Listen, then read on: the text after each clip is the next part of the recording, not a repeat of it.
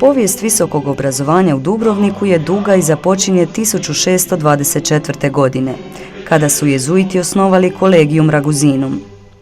Senat Dubrovačke republike 1654. godine proglasuje ga javnim visokim učilištem na kojemu su se izučavale prirodne znanosti i umjetnost. Današnji Dubrovnik, usprkos svom malom broju stanovnika, ima 3 glavna sveučilišta.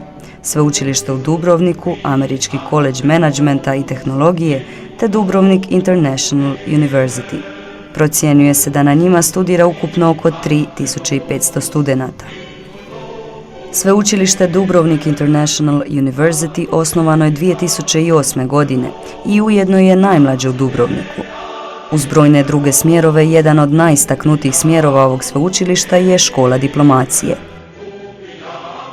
Američki koledž ili engleskom kraticom ACMT djeluje od 1997. godine, te broji oko 500 studenata. Nudi nekoliko smjerova marketinga i turizma, te priliku za rad i u Sjedinjenim Američkim Državama. Osnovano 2003. godine, sveučilište u Dubrovniku najmlađe državno sveučilište u Republici Hrvatskoj, te od osnutka djeluje po smjernicama Bolonjske deklaracije.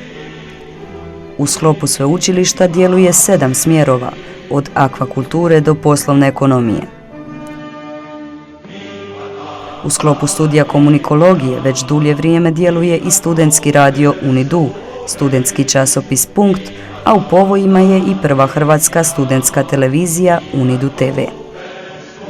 Sa sljedećim semestrom planira se selidba smjerova komunikologije i akvakulture u novu zgradu studentskog kampusa smještenoj iznad Starog grada. Također, u novim prostorijama će se uskoro pokrenuti i glazbena i vizualna akademija sa 3 studija vizualnih umjetnosti i 5 studija glazbenih umjetnosti.